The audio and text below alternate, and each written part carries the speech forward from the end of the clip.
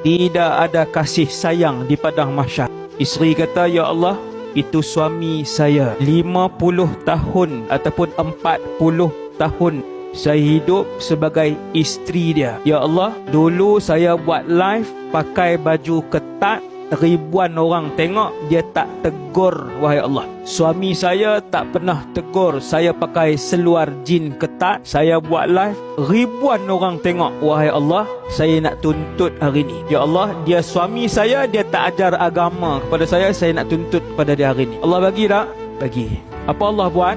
Ambil pahala suami tadi, letak ke isteri. Berapa tahun tak tegur, isteri duk buat live pakai ketat?